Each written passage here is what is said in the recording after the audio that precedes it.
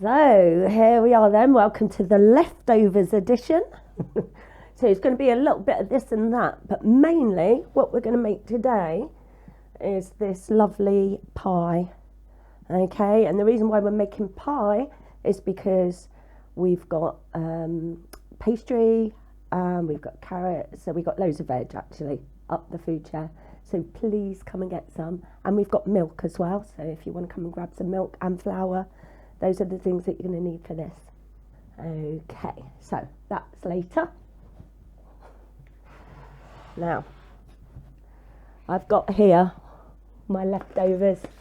If you're like us, you might have some too. And after the first day of leftovers, like if you had decided to have a roast yesterday, lovely. But today, not so much. So, we're going to have a look at a few things that we could do with these leftovers. Now, because I'm mostly making pie, my sweet potato and carrot mash is not really going to go in the pie. I mean, you could do it. Doesn't really matter, but I wouldn't. What I would probably do with this is make it into a soup. So if you've got some your favourite stock, if you're not boiling up your bones and all your vegetable trimmings, remember, like, that's a really good thing to do anyway. But if you're not doing that and you've got some stock cubes, make yourself up, say a pint of stock, so 1 stock cube, pint of water, boiling water, and then you can simply add that to this and blitz it up. And I honestly, well, it depends on how you cook your vegetables, but I'm sure it will make a better soup than you will get out of a can. All right, and that's just really quick and simple. Same thing with my cauliflower cheese. I've got broccoli and cauliflower cheese here. Now, I wouldn't put this in a pie because of the nature of the cauliflower. It breaks down really easily. However, I do have a bit of blue cheese there left from the cheese board. So I'm going to turn this into like a broccoli and cauliflower and Stilton soup. So similarly, just going to use some stock because I've already got lots of flavour in there from all the other ingredients, the way that I made this in the first place. So all I'm going to do, add some stock, blitz it up, done, soup. Okay, now my creamy leeks, thank you, Cornwall Gleaning Network. I am going to use these in my pie because leeks don't break down really anymore. So they're going to be amazing in our turkey ham leek pie. Potatoes. I love it when I have leftover potatoes because I can make those into bubble and squeak or like little hash browns or whatever. So don't forget things like that. And if you've got any leftover sprouts, which I haven't because they were really delicious and we ate them all, I would mash those down with these potatoes, fry them off in the pan, stick an egg on top. Amazing. I love it. So that's what I do with those. If you're going to make a leek and potato soup though, maybe you can use those and your leeks. And this is just the bacon off the turkey. Again with this, I mean, it's all nice and crispy, but you could actually just soften it up in your broth and you could use it, well, in your pie if you want. Just try and think of other things to do than throwing it away is the point. Without further ado, then let's get on with our pie. Right, I've just put some milk on to heat up over there. I've got it out the food chair freezers, so please come and grab yours. That's going to help us make our lovely creamy sauce. Now in here, I've put a little bit of olive oil that one of our lovely people gave me so that I could cook with some nice olive oil. Thank you, Brian. And on the table, you'll see I've got my shredded turkey carcass. In fact, I tried to pull it off as chunkily as possible so that I can have some nice chunks in my pie. But if yours just comes out shredded, that's fine. It's still going to taste the same. I've also got here some cooking bacon. I always have a bit of cooking bacon in the freezer.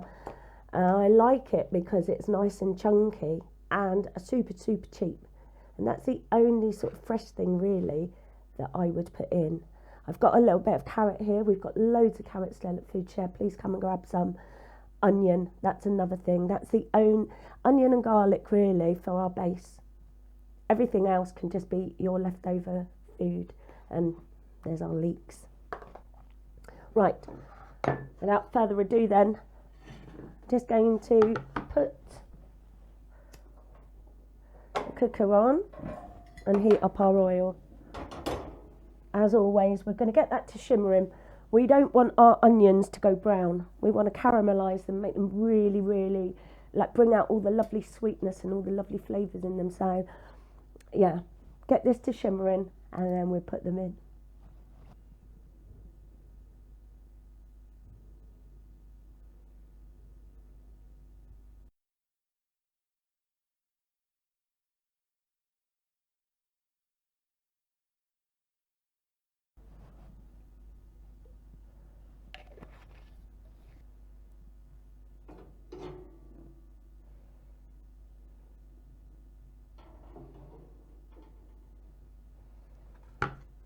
Okay, that's starting to shimmer now.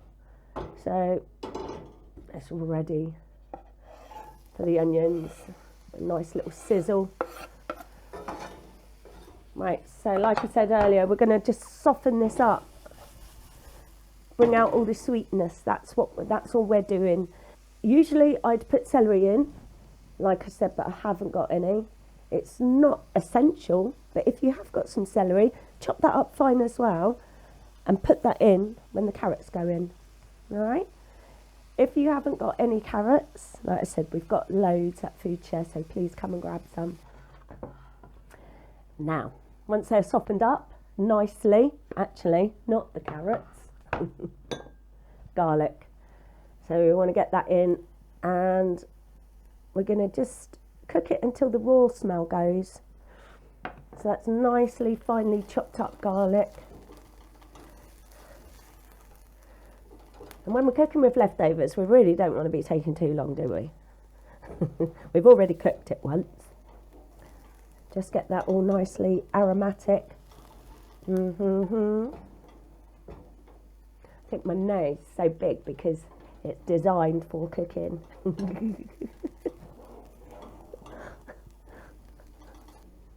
Okie doke. Nice and aromatic. And you'll notice it's quite dry, actually, dry cooking for me. I usually would have a little bit more oil, but remember, a lot of this stuff has already been cooked and there will be a certain amount of fat used in definitely that. You've got some in your pork and in my creamy leeks, so I don't want to add too much. I don't want it to be a greasy pie. I'm going to put my, if I had celery, I'd put that in now. And put in my carrots. And again, we're going to soften these up. And this is the base of our lovely pie. We're not using a stock cube in this, but you can if you want, you know. Like I say, because I'm using leftovers and this stuff has already been individually flavoured, I don't actually need to add too much more. Now, if you are doing a vegetarian version, I don't know how a nut roast would go in this, I've got to be honest. Nut roast is not something that I particularly eat. I'm not a fan. I'd rather have, like, I don't know, vegetable lasagna or something like that, to be fair. But by all means try it. Let me know. Let me know if it works. But I make this same pie with butternut squash, sweet potato, any like robust, chunky vegetables, and it tastes equally as nice.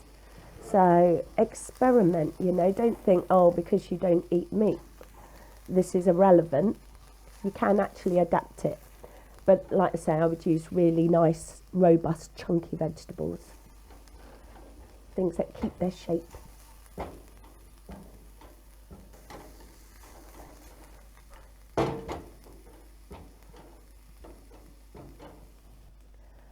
And once that's all nicely softened up, when our carrot's all lovely, and because we don't want it hard, do we? So once the carrot's softened up, you're ready to put a little bit of cooking bacon in, or the ham part. Right, and get that all nicely cooked off. So we're going to cook that maybe for about 5 minutes. I'll have a little look after 5 minutes and see what it's looking like. But we want the bacon to be pretty much cooked. The rest of it is cooked, so we kind of want this, yeah, don't want to get food poisoning.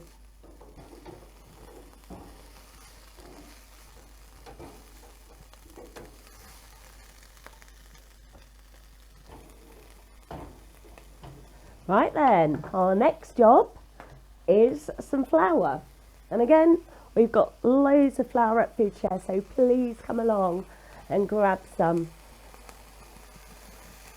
I'm just going to sprinkle a bit in there. There's a little hard lump there.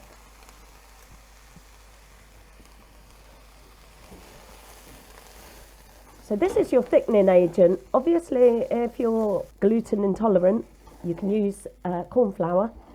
That's absolutely fine. Works just as well. But that you can just add to your milk, really, when it's cold. So I think I've probably put about 2 tablespoons in there for this small amount. And I'm just going to cook it off a little bit because you don't want that raw, floury taste to your sauce. So we're cooking the flour off, and then I'm going to add my hot milk.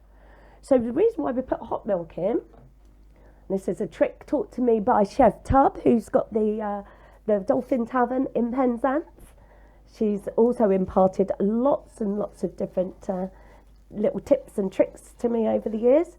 So hot milk, if you don't want your white sauce, so if you're making a roux or bechamel sauce or anything like that, and you don't want it lumpy, make sure your milk's hot to start with, because you've got the hot flour and your other hot ingredients. And then if you put cold milk in there or cold liquid, it just has a tendency to clog up. So if you make it hot, have a go. You'll see, it's amazing. It was a game changer for me. Right, so that's all beautifully cooked now.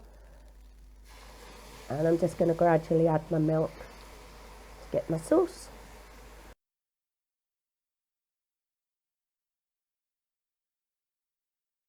So just bringing that right up to temperature so it's nicely thickening now. And at this point, I'm just going to turn it down a bit, and then I'm going to add my creamy leeks. So remember, these leeks have already got their own creamy, cheesy sauce in them. I only put a little bit of cheese on the top of this, so it's not going to impart too much of a cheesy flavour to that. Okay, and just get those in. Just break it into the sauce. If you've got peas, chuck some peas in, that'd be fine. Now, because my leeks obviously are a lot firmer, I'm just going to put a little bit more milk in there, because we don't want the sauce so thick that it just like, yeah, don't want it sticking to your teeth, do you? You want it nice and creamy. So just a little drop more milk. And just think about when you cut into a pie, how you want some nice moist gravy, but you don't want it all flooding out and making your pie all soggy. So like, you know, again, I'm not giving you exact ratios here, but I just sort of think about a pie, what you want it to look like. Now, because our turkey's already been cooked, we're putting that in last. We don't want to dry it out. And this was a turkey crown, so, you know, that tends to be the driest sort of meat anyway, doesn't it? Although I have to say, it was really delicious and it wasn't dry at all. And I don't want to make that dry. So I'm now going to add it into my mix. And I do want to warm it up. I don't want to be putting this in the oven where my turkey's cold and everything else is hot. So I'm going to actually quickly bring that up to temperature. And again, that's still quite thick, so I can add a little bit more milk. Okay. And before I scoop it into my pie dishes, I'm going to test it. Stick some lovely parsley in there. Out of my freezer. We've got some at the Food Share, so please come and grab some. If you haven't got any at home, don't go and buy any. And we're trying to save this stuff from going into landfill. So please come and grab some. Right, and just give that a couple of minutes so that those nice chunks of turkey get really nice and warm. Now, if you did feel that you needed to put any seasoning in, I quite like this seasoning. The only thing I don't like about it is a bit salty. Everything else though I love about it. It's really flavoursome. It's got so many different dehydrated vegetables in there. It's got a lovely colour. It gives things a really nice colour. And most of all, it's really cheap.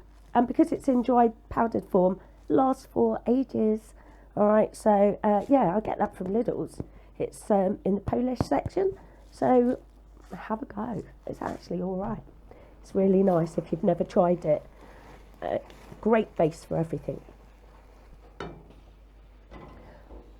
Right, let's have a taste then before we stick it in our pie. Try some of the turkey.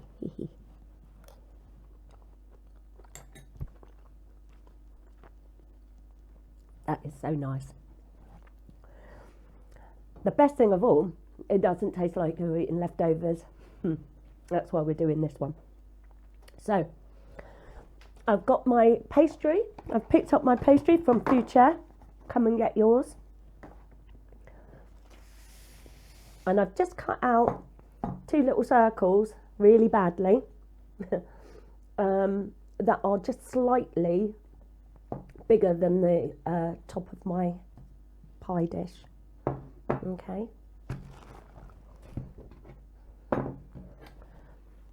And then I'm just going to spoon my mixture straight in here. I don't bother greasing them.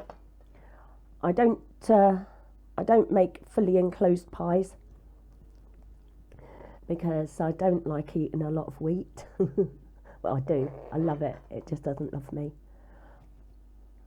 Right. So nice and full.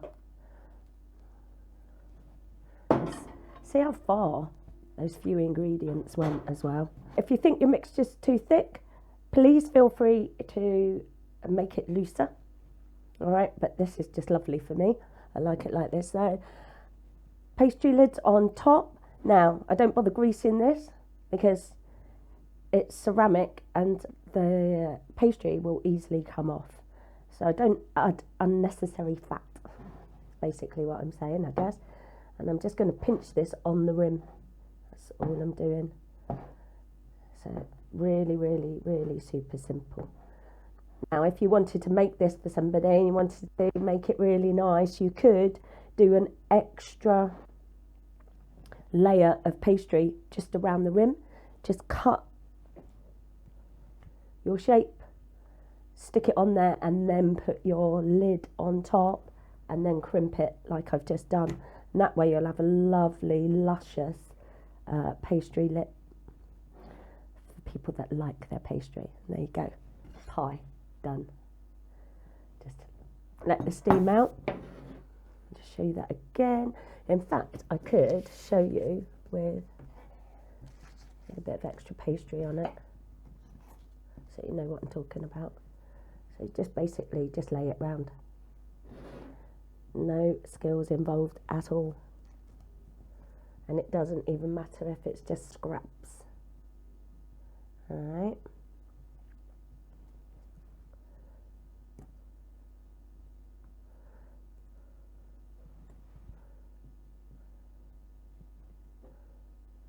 Okay, so you've got your extra lip of pastry there, and then I'm just going to put that on there, just like we did with the first one.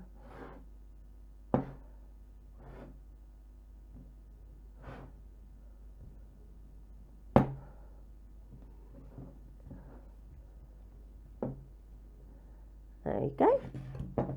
And Food Chair eggs and milk for our wash. It's always nice to put a bit of a wash on. If you don't have any eggs left, don't worry. Just use some of the milk that you've got left over, you know. It just helps it. I mean, the thing is, this is not even essential. You don't even have to do this. It's not going to impair the taste of your pie. It just makes it look nicer, and that's the only reason why I'm glazing it. It just gives it that nice, shiny, glazed finish. Alright, but like I say, it's not essential. If you haven't got any, Don't go out and buy some specially. It will still taste good.